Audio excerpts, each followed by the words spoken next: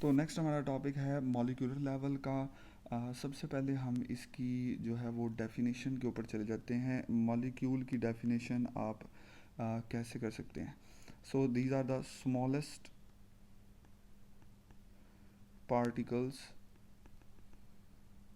Of a compound that can exist independently। ये इसमें main जो है ना वो कंडीशन है कि these should be able to exist independently. जो इंडिपेंडेंटली एग्जिस्ट नहीं कर सकता वो मॉलिक्यूल नहीं कहला सकता। अब सबसे पहले हम ना मॉलिक्यूल्स की टाइप्स के ऊपर चलते हैं।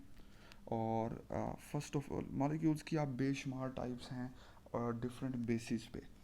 सबसे पहले हम मॉलिक्यूल की टाइप्स कर लेते हैं on the basis of size कह लें आप, या आप मॉलिक्यूलर वेट कह सकते हैं। ठीक है, तो साइज़ या मॉलिक्यूलर वेट के एतबार से जो है वो मॉलिक्यूल्स की दो टाइप्स हैं। फर्स्ट ऑफ ऑल हमारे पास है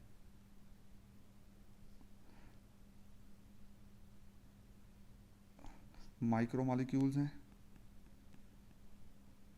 और ये ऐसे मॉलिक्यूल्स हैं जिनका मॉलिक्यूलर वेट कम होता है, लो मॉलिक्यूलर वेट।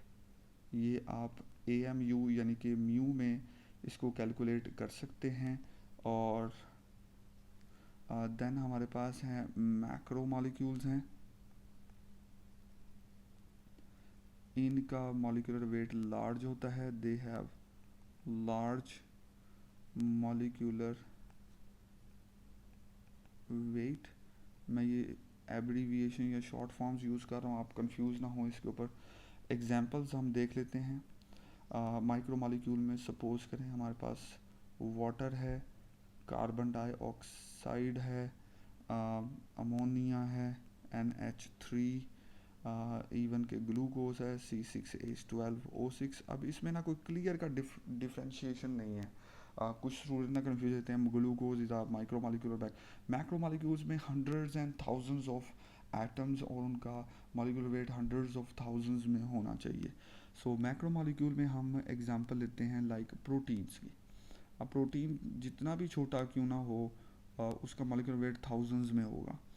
लिपिड्स की, और लाइक स्टार्च की जो कि पॉलीसेकेराइड है, जितनी भी पॉलीसेकेराइड्स हैं एट्सेट्रा, ये सारी की सारी क्या है मॉलिक्यूलर मैक्रो मॉलिक्यूल्स में आती हैं।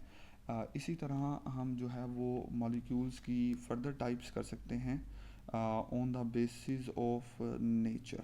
ठीक है, उनकी कॉम्पोजिशन के एतबार से या उनके नेचर के एतबार से मॉलिक्यूल्स की कितनी टाइप्स हैं।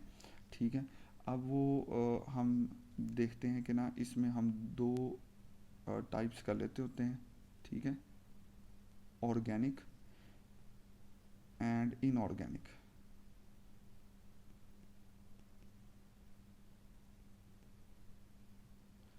Organic and inorganic. ठीक हो गया। सो ऑर्गेनिक ऐसे हैं जी विच आर हाइड्रोकार्बन्स और देयर डेरिवेटिव्स। ये क्या है, आप लोगों ने डेफिनेशन पहले की होगी, हाइड्रोकार्बन्स और देयर डेरिवेटिव्स। फॉर एग्ज़ाम्पल हमारे पास है ग्लूकोज है, जितनी भी कार्बोहाइड्रेट्स हैं, प्रोटीन्स जितने भी हैं, ये सारे किस चीज़ में आ जाते हैं, ऑर्गेनिक में आ जाते हैं। ये बेसिकली कार्बन कंपाउंड्स हैं, और इनमें कार्बन के अलावा कोई कंपाउंड नहीं होगा, कार्बन होना मस्ट है। इनऑर्गेनिक हैं, these are compounds other than organic, यानी कि इनमें क्या है कि नो कार्बन, इवन के कार्बन के भी कुछ कंपाउंड्स जो हैं ना वो इसमें शामिल हैं। फॉर एग्ज़ाम्पल हमारे पास है CO2 है, हमारे पास वाटर है, हमारे वाटर में आपको पता है कार्बन भी मौजूद नहीं है। इसी तरह अमोनिया जो है वो इनऑर्गेनिक में आएगा, लेकिन अमोनिया से जब यूरिया बनता है तो वो ऑर्गेनिक में आ जाता है। सो इस तरह से ये दो टाइप्स के हमारे पास मॉलिक्यूल हैं। सो यहाँ पे टॉपिक ख़त्म होता है। Thank you so much.